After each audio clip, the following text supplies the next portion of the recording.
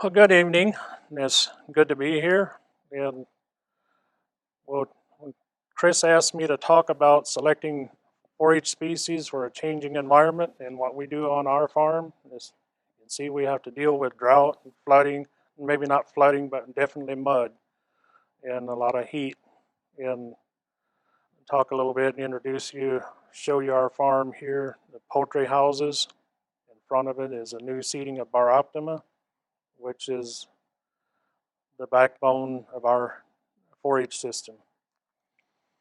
There's a conventional grazing dairy, about 110 cows, Jersey crosses, mostly Jersey, with crossed a little bit with other stuff. Mostly spring freshening, and do rent about 45 acres for hay. The rest is owned. There's actually 150 acres we own, plus another farm of 100 acres. But out of that 250 acres, there's probably only about 140 or so that's open for grazing. And like I said earlier, the novel fescues, novel endophyte fescues is what we primarily use. Bar optima being the main variety, and we've used some of the others as well. Most of them seem to do fairly well in our setting and environment. And also use annual ryegrass, crabgrass combination. Here's you can see the layout of the farm. The farm to the right is where we do our winter grazing. We'll cut a couple cuttings of hay off of that and then stockpile it for winter grazing. The front part of it is stockpiled fescue, whereas the back part that's sheltered because of all the trees around it is where we use a crabgrass and ryegrass combination. Not so much for, we don't graze the crabgrass, we make hay off of it, but then we'll pasture the crabgrass, usually a combination of crabgrass and brassica in that part of it. And then on the in the center is a home place with the facilities. They're on it, including the poultry houses are on it too. And you can see the upper wooded area. That's you can see a couple some trees left in it. That's kind of our sacrifice area, and that's an area that we use the crabgrass, ryegrass combination in it. And we'll talk some more about that later. The tall fescue is, like I said earlier, is our forage base. Um, I mean, it's very versatile. You can use it for hay, for grazing, stockpiling, and makes a very good sod. And while we're talking about a sod, I did not mention about our soil type, which is a fragipan soil. It's a wet, natured soil in the wintertime, and actually tends to be droughty natured in the summertime, but it's a wet and mud is more of a challenge for us than dry. We've had some dry years, but mud is still a bigger challenge for us than the drought is. So in all our fescue or in the grazing acres is novel endophyte fescue, mostly a softleaf variety called bar optima. The on the hay acres, we'll go with a novel or a endophyte free fescue a fair amount, and we do use novel endophyte there too. But the hay acres are rotated between sorghum and hay, so we're only looking at 3 to 4 years, and we tend to get that out of the endophyte free fescues. Don't have any Kentucky 31 left on our farm anymore, except maybe along some fence rows and whatnot. We just that's what it was, what the farm was when we bought it, and we've transitioned everything over to non-toxic endophyte fescue. Earlier, I could mention we'd used perennial ryegrass quite a bit, and did get some pretty good production off of it in early spring and early summer. And cows milked well on it, grazed it well, but There's too many years we had to replant it every fall, and you did not get any fall production out of the perennial ryegrass, whereas with the tall fescue gives us very good production in the fall, and you don't have to plant it. It comes back in the fall once it cools off. We get some rain, and you apply some fertility, and there it comes. And so it's done a lot better for us than some of the other, like the perennial ryegrass, which is probably not the best fit for this area anyhow. In combination with the fescue, we'll mix in a little bit of orchard grass, about 5 pounds to the acre with our fescue. Um, I like a little bit of variety. I don't know that there's any really good reason that we put it in, except I do like a little bit of variety. Also, it probably helps a little bit with platability of the fescue in early to midsummer. Orchard grass tend to be a little bit more platable in that time frame than the fescue does, I think. It's also shade tolerant. Um, and disease can be an issue, but with proper grazing management, that doesn't seem to be a huge problem. Kentucky bluegrass is the other grass that we put in our mixture. Um, it's sod forming, helps to keep the cows out of the mud in the wet part of the year. It's slow to establish. If you put it in a mix, you won't see it in the first year or two as much, but by the third and fourth year, it's starting to fill in spots that thinned out for whatever reason in the pasture, and it's just a very good component to have in a permanent pasture, I think. Even though it's maybe not as productive, but it's a lot better than having weeds in those empty spots. The red clover we'll use primarily in short-term pastures, like a spring seeding of orchard or of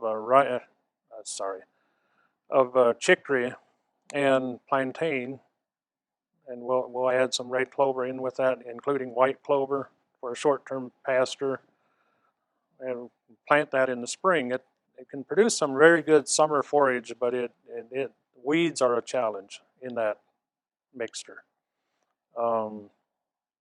We could use a grass herbicide on it, but we've just seemingly never got around to doing it, and then you end up getting crabgrass, which is okay, but it's not what we intended to have. And we also use it in our hay production, since alfalfa does not like our wet natured soils. The red clover tolerates the wet soils a lot better than the alfalfa. White clover is included in all of our pasture mixes. Um, White clover, I guess, would have to be almost my favorite legume. It doesn't cost much to put it out. It's only a couple pounds per acre. The cost per pound may be high, but the cost per acre is very low.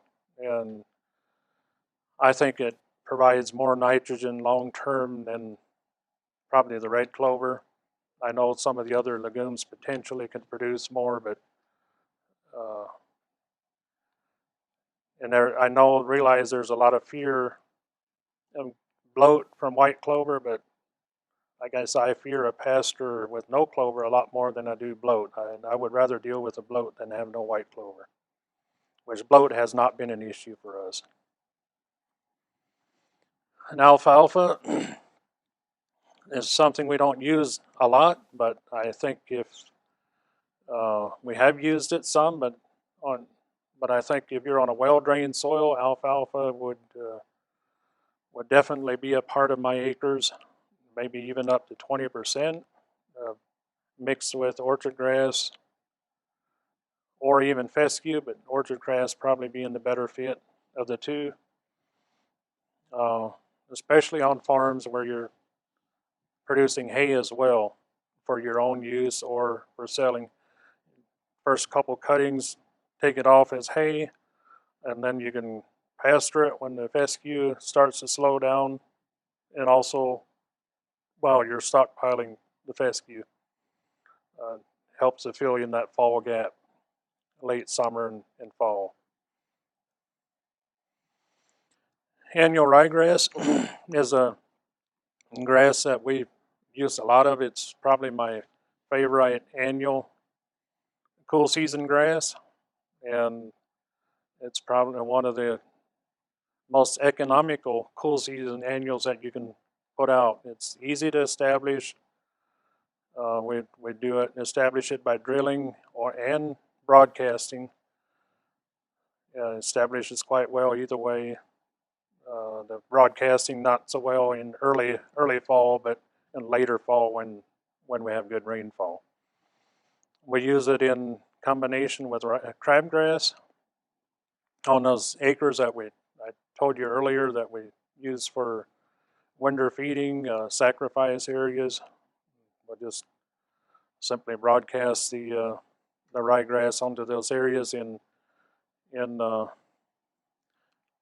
mid-fall or early to mid-fall when the crabgrass is starting to go dormant. And we'll mention a little bit more. I think I got a picture in the next slide or two where I can explain that a little bit better. One thing I could mention on the annual ryegrass is make sure that it does not produce any seed head in a field that you want to plant into a permanent pasture like the fescue, as the annual ryegrass will just simply outcompete the fescue seedlings. Fescue seedling is not that competitive.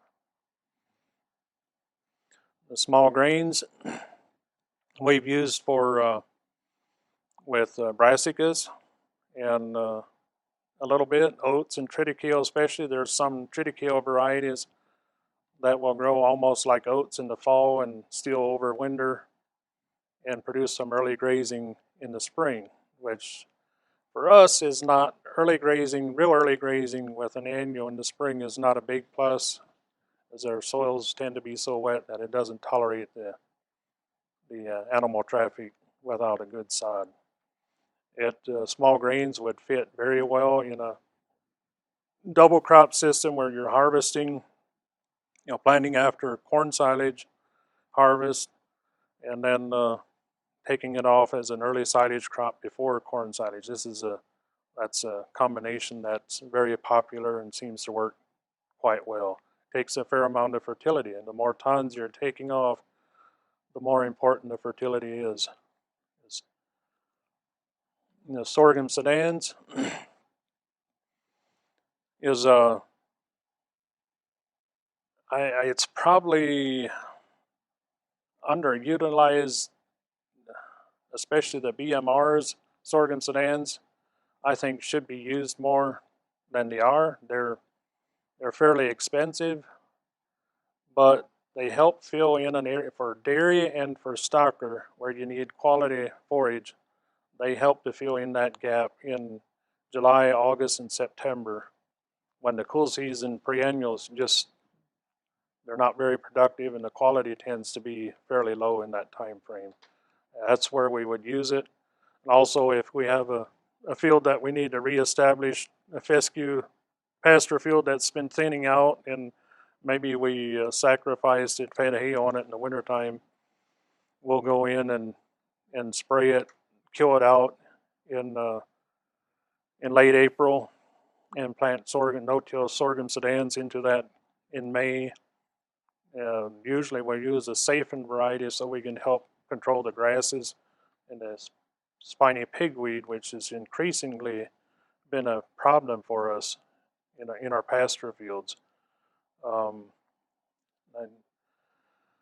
it's not it's not the best species to put out for hay, but we do put it up as baleage, and that seems to work very well. And cut it one day.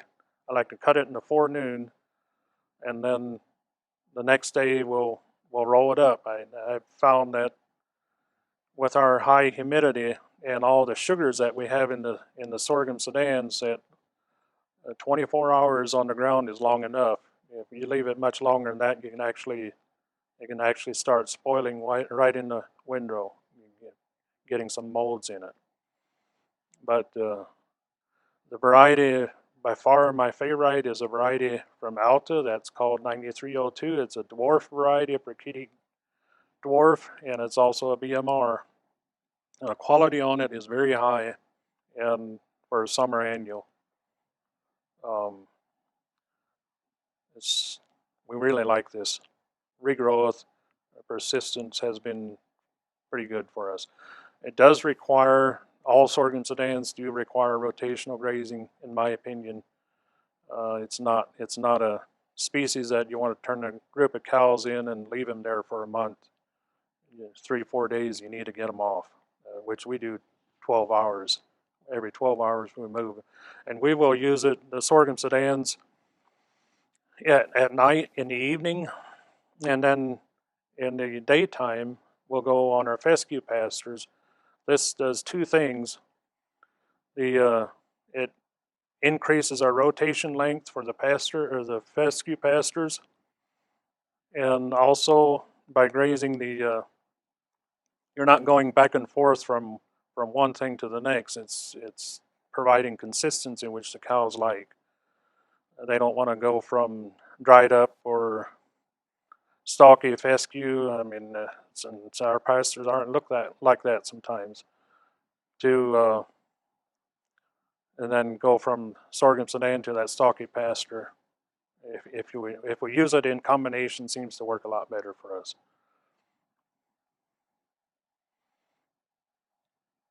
A pearl millet is used much in the same way as the sorghum sudan, although we don't have the safe and seed option. But we do use it. My favorite with the millet is using it in combination with brassica in early August. We have actually added oats to that mix already, and ryegrass, although the ryegrass doesn't come very well underneath that canopy of the brassicas and the millet. But this, with the millet, you don't have to worry about the prussic acid from the frost. You can keep right on grazing right through the fall as long as it lasts. And one thing I would suggest is try to drill a small grain or annual ryegrass into this as early as you can after the bulk of the forage is gone to get a winter cover. One of the issues we have with using a lot of brassica in the fall is that erosion in the wintertime, lack of a good cover going through the winter. But the brassicas, which I think we'll come to that slide in just a moment, and I'll talk a little bit more about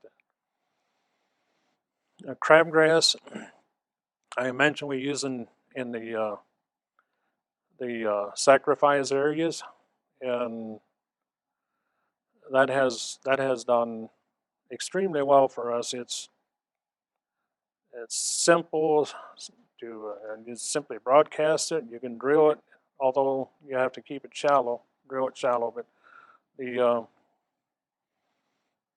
we'll broadcast the crabgrass with some annual ryegrass and clover, balanza clover, and white clover, red clover, in late winter, early spring, and in our rough areas, and then we'll graze that. There'll be some ryegrass there from last fall, and we keep the grazing pressure on that pretty tight in the spring, so the crabgrass has a chance to establish. You don't want to let the ryegrass get up knee tall and thick where it's laying over and expect the crabgrass to come, because crabgrass is going to have daylight. So we want to keep the grazing pressure pretty high on that crabgrass, or on the ryegrass, so the crabgrass can get established. The other scenario would be just to simply spray the ryegrass, kill it, and drill the crabgrass in, but we don't do very much of it that way. Then in the later in the fall, the crabgrass will make seed head, try to make seed head, and if you give it a chance, it'll actually reseed itself. And what we have tried to do is let the crabgrass stockpile for late summer, early fall grazing, and it's not for the stocker or milk cows, but for dry cows and heifers.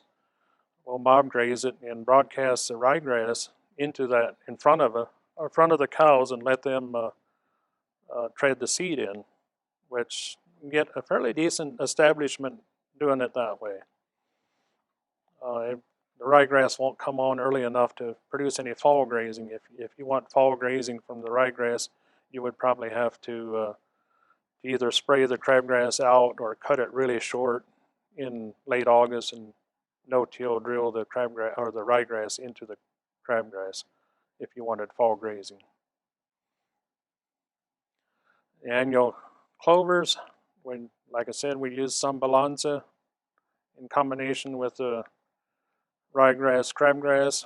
Balanza will stay fairly productive up into mid-May probably, but one thing we've found on the balanza is that it'll start producing forage quite a bit earlier than the white clover, therefore also adding some nitrogen to our grasses at an earlier time frame than the white clover would.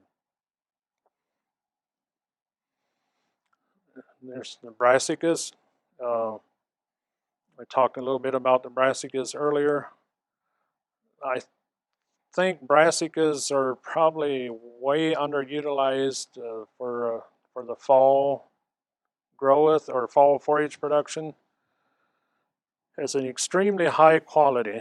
It can't be the total diet, but is extremely high quality, and the cost of establishment is very low.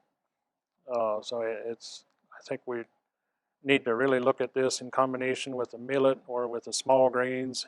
You could use it with ryegrass some, but the brassicas tend to shade out the ryegrass to some extent. 3 to 4 pounds is probably per acre is all you need in a mix. Actually, that would be fairly heavy on the brassica. The picture there on the upper right is on an organic farm, Melvin Troyer's farm, and that's a mix of brassica and small grain, ryegrass, crimson clover. He does a really good job with the organic on that farm.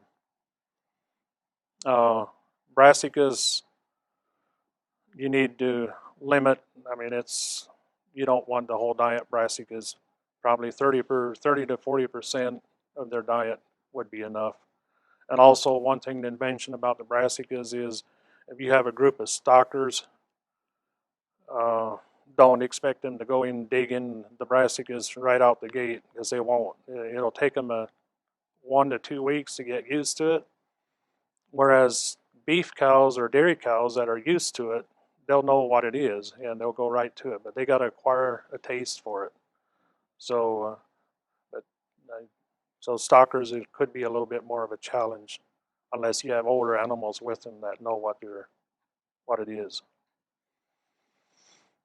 Here's the crabgrass annual ryegrass combination, and in this picture is what I kind of envision of a stockpiled crabgrass, and at some point that's going to turn them kind of brownish or starting to die off, but that's still good feed for the heifers. And that's what I was talking about on broadcasting the ryegrass and then mob grazing that. That's when we think about doing. The reason for doing that is that on my farm, and I think it's probably true on most farms, we just don't have enough forage in the fall. We got good grazing weather and good grazing conditions, but not the forage. So we need to think about ways that we can get more forage in that September, October time frame. By November, December, we can start using our annual ryegrass and stockpiled fescue, but that September, October, that's been the toughest time frame for us to fill in, and the annuals, I consider the annuals that fill that time frame in, they hold the most value in my opinion. So where do annuals fit? My answer to that would be it depends. It depends where you're at, what your soil is, soil types, and do you have irrigation? In a irrigation, if you have irrigation, annuals with well-drained soils, annuals make a lot of sense. The quality on annuals and the production potentially can be higher than the perennials. So, but of course, the trade-off is that you need to get the seed in the ground, get it up and growing, so you don't have those large dead spots where you're not producing anything. And for us, September rains are not a given. And in fact, they're almost a rarity. So establishment of annuals in the fall can be a real challenge. And summer annuals, of course, mean that you're going to do fall seeding. Where we put the fescue after the summer annuals, like after the sorghum sudan, we're not expecting to get any forage production off of the fescue seeding. So that's just the establishment phase of a permanent pasture. But in an annual situation, uh, we need to consider that. Do we have the rainfall to get it up and going, or is it just going to sit there a month empty, which that costs a lot of money. So the proportion of perennials and annuals in a grazing system, there again, it depends. You have well-drained soils, you have irrigation, or you have fragile soils that tend to be wet in the wintertime, early spring, like we do. For us, it probably makes more sense to keep the annuals at a minimum, 20 to 25%. We still need some annuals because of the grazing, the dairy cows, in which they need that quality that the annuals can provide in late summer and early fall. On a beef operation, annuals are probably, I would limit annuals to transition from Kentucky 31 to a novel endophyte fescue, or in sacrifice areas. I just really don't think it makes sense to put a lot of annuals out just simply for the sake of putting annuals out. The costs and our cost of perennial forage production, the cost per dry matter pound is less than half of the cost per dry matter pound of the annuals. Which I'm not saying you shouldn't use annuals, because they do fit scenarios like in the September-October period, or possibly in some cases real early in the spring before the perennials get going. But the annuals are still going to be cheaper than stored feed. But if you get good production, if you end up with half a crop, anytime you do a seeding, there's a risk. You may not get a perfect stand. You may end up with a half a stand, and if you do, on an annual, it's very costly. On a perennial, you're going to touch it back up or start over, but on an annual, you were looking for a bunch of forage, and if you don't get it, it's costly. One thing I did want to mention, going back to the novel endophyte, or any fescue for that matter, but especially the novel endophyte fescue, in the establishment phase, year one, we like to, the fescue is priority. When it's ready to graze, it gets up to 6 to 8 inches, we're going to graze it. Get on and not graze it hard, but we're going to drop whatever else we're doing, wherever else we're grazing, and graze those areas when it's ready. This is, for establishing fescue in a grazing farm, this is very critical. And then later in the summer, once we get past the reproductive stage of the fescue in June and July, relax. I mean, the only control that we're going to use on the fescue in that time frame is weed control. And it's not the time to try to graze the fescue down short to get vegetative growth. The time to do that is in early spring, and that brings me to a point that I wanted to make with the cool season annuals. If a guy has a lot of cool season annuals out, plus the fescue, he tends to get carried away for the annuals, thinking I gotta graze this before I can get to the fescue. And for us, we've found that fescues need to be used in the spring. That's when you need to use them hard. Not too early in the spring, but in that April, May, late March, April, May, we need to keep on it. And then too often we're trying to graze our triticale or whatever else, and we should be either just harvesting that. Exception is if you get in a rainy spell, then we need to get off the fescue, and that's when we can use the cool season annual in the spring. But anyhow, that's my thoughts on that, and I'm sure I missed a lot. And if there's any questions, any points that I didn't really clarify, feel free to ask. That's it.